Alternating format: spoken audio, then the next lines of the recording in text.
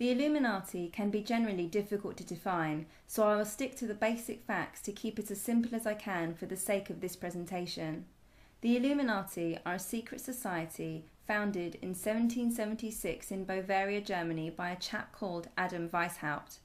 The word itself, Illuminati, literally means to be illuminated with knowledge, as this knowledge in turn brings light, illuminating an individual. They are deeply occultic in their beliefs and they revel in secret knowledge. Another name for Satan is Lucifer. Lucifer, which literally translates to light bearer, is more likely to be portrayed as a beautiful angel and light-giving. It is common amongst the secret societies and occultic beliefs for Lucifer to be considered as the source of everything, but especially of all light and of all knowledge. The Illuminati are 100% Luciferian in their philosophy. They sincerely believe that the serpent or the devil is the good guy in the Genesis account, and that Eve was right to eat of the tree of knowledge of good and evil, and that when she did become like God. Albert Pike, one of the founding fathers of Freemasonry, was himself a 33-degree Freemason. He was also a top leader in the Knights of the Ku Klux Klan. Pike, being Sovereign Grand Commander of the Scottish Rite, was a devout Luciferian. His famous works, Morals and Dogma, in 1871, is still today considered to be the handbook or study guide for the Scottish Rite within Freemasonry. This is a direct quote from Albert Pike's works, Morals and Dogma. Open quote. Lucifer, the light bearer, strange and mysterious name to give to the spirit of darkness. Lucifer, the son of the morning, is it he who bears the light? Doubt it not. End quote. However, the Bible contradicts this teaching. It exposes Lucifer as being Satan. Open quote. And no wonder, for even Satan himself disguises himself as an angel of light. Close quote. The esoteric symbol to present Lucifer is traditionally the lightning bolt. This is referencing Jesus' words in Luke chapter 10 verse 18, where he says, quote, "And I saw Satan fall like lightning from heaven." End quote. It is not confirmed how many people belong to the Illuminati. According to a credible ex-Illuminati member known as Savali, they make up approximately 1% of the population. They consist of 13 bloodlines.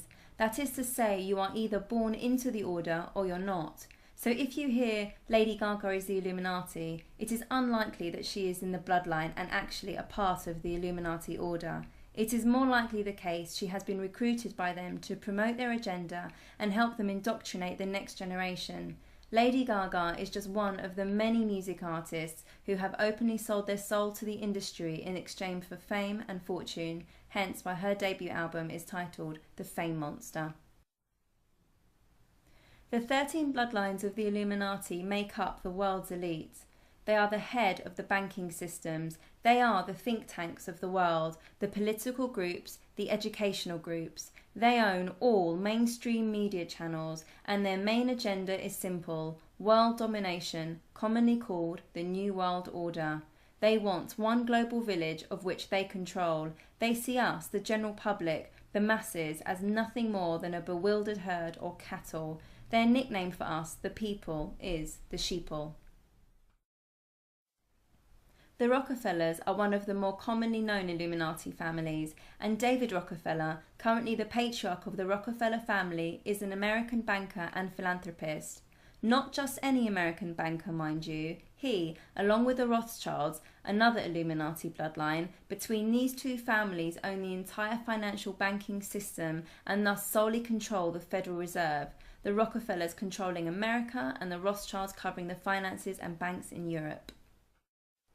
David Rockefeller is also the founder of the Council of Foreign Relations and the Trilateral Commission. Both of these political groups basically get together to discuss foreign policy and ultimately are responsible for deciding the future of the world, which again and again the same theme emerges, a new world order, and he makes no secret of this. David Rockefeller is quoted in his book Memoirs as saying, quote, "Some even believe we are part of a secret cabal working against the best interests of the United States, characterizing my family and me as internationalists, and of conspiring with others around the world to build a more integrated global political and economic structure, One world, if you will. If that's the charge, I stand guilty, and I'm proud of it. I need to move on, but if you are interested in more information about the New World Order and the Illuminati's agenda, how they plan to achieve world domination, check out the Georgia Guidestones. This is a monument erected in Elbert County, Georgia, which has their agenda engraved in their own words on each side of the 4 stone slabs in a different language. There are 10 guides, or commandments if you will, openly outlining their intentions, how they intend to reduce the world population over 80% from 7 billion down to just 500 million, and bring about a new one world religion, or universal spirituality. This monument is generally shrouded with mystery, but the engraved tribute found next to it is a big clue. It has inscribed, "Let these be guidestones to an age of reason." The Age of Reason is a book written by Thomas Paine in 1794. Its intent was to destroy the Judeo-Christian beliefs upon which the American Republic was founded. I should issue a warning at this point that this is all pretty disturbing and very serious, and it's very much out there if you want to look further into it. It's all there, hiding in plain sight.